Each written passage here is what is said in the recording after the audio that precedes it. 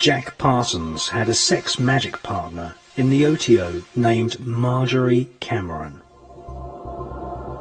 Whilst staying with her friend Renata Drux in Hollywood, Marjorie Cameron confessed that she had been part of the Babylon working ritual.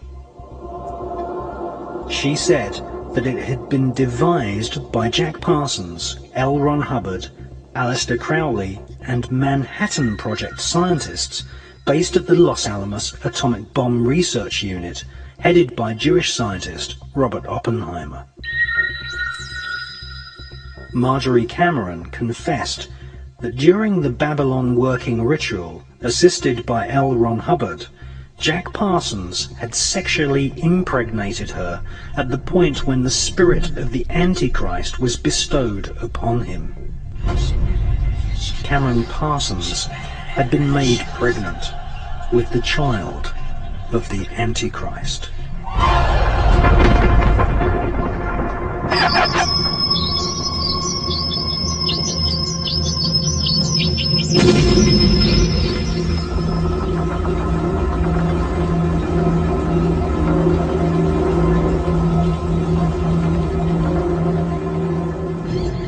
They were breeding what the Kabbalah describes as a golem, or a golem.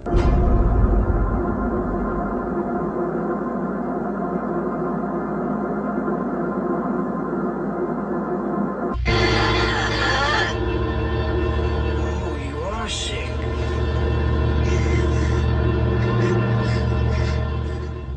A golem is an artificially created humanoid, usually made from dead human body parts, which is animated by the magician chanting incantations and mantras.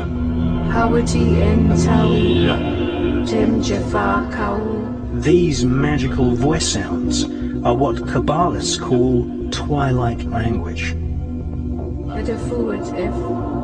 Isaac Bashevis Singer, winner of the Nobel Prize for Literature, once wrote, "The Kabbalah teaches that dead matter is not really dead, but can be brought to life as a golem by chanting mantras.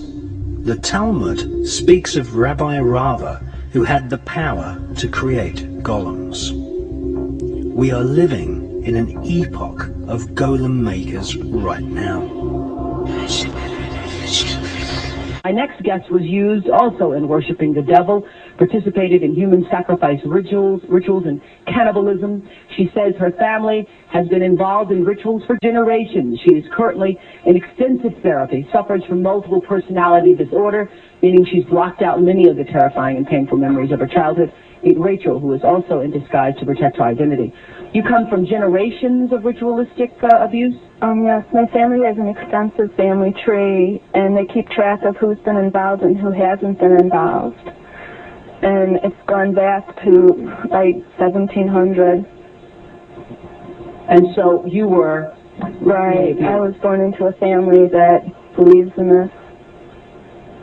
And this is, does everyone else think it's a nice Jewish family? From the outside, you appear to be a nice Jewish girl? Definitely. And you all are worshiping the devil inside the home? Right. There's other Jewish families across the country. It's not just my own family. Really? And so who knows about it? Lots of people now. I talked to a police detective in the Chicago area, and several of my friends know, and I've spoke publicly before. And so when you were brought up in this kind of evilness, did you just think it was normal? I've blocked out a lot of the memories I had because of my multiple personality disorder. But yes, I mean, it's like if you grow up with something, you think it's normal. Mm-hmm. I always thought. So what kinds of things? You don't have to give us the gory details, but what kinds of things went on in the family? Well, there would be rituals in which babies would be sacrificed, and you would have to, you know... Whose babies? There were people who bred babies in their family. No one would know about it. A lot of people were overweight, so you couldn't tell if they were pregnant or not. Or they would supposedly go away for a while and then come back. The other thing I want to point out, not all Jewish people sacrifice babies. I mean, No. that's not a very I think we kind of know thing. that. This is the first time I heard of any Jewish people sacrificing babies. But anyway, so you witnessed the sacrifice. Right. When I was very young, I was forced to participate in that, in which I had to sacrifice an infant. And the purpose of sacrifice is to what? Is to bring you what? What are you sacrificing for? For power. Uh-huh. Power. And so, were you ever used? Were you ever used yourself? I was molested. I was raped several times. And what's your mother doing She's in all of this? What's her role in all of this? I'm not exactly what her role is. I haven't, recovered all of my memories, but her family was extremely involved. Mm-hmm. She brought me to it. Both of my parents brought me to it. And where is she now? She lives in the Chicago metropolitan area. She's on the Human Relations Commission of the town that she lives in, and she's an upstanding citizen. Nobody would suspect her. Were you raised with a sense of right and wrong, Rachel? Yeah. I mean, it's like I had both. I mean, to the outside world, everything we did was proper and right, and then there were the nights that things changed, that things just got turned around. What was wrong was right, and what was right was wrong.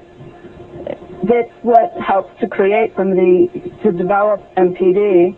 Mm-hmm. Multiple personality. Right. Now, in your family, did you all call it worshiping the devil? No, Or I don't know. It was just evil, these things you did. Right. Well, I said it was evil, and they said it was good. There's a book that I had just come across called Lilith's Cave, which is a book of Jewish mysticism and supernatural, and there's a lot in that book that relates to what I, endured when I was a child.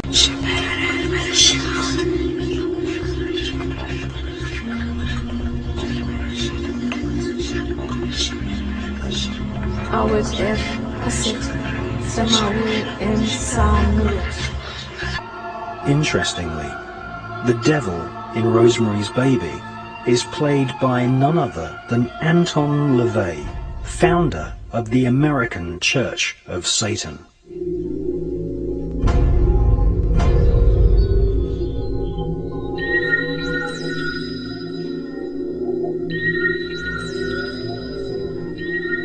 Jack Parsons told his former master that the fetus of the golem was later extracted from the womb of Cameron Parsons by government agents who delivered the fetus to a special team at the Manhattan Project atomic bomb facility.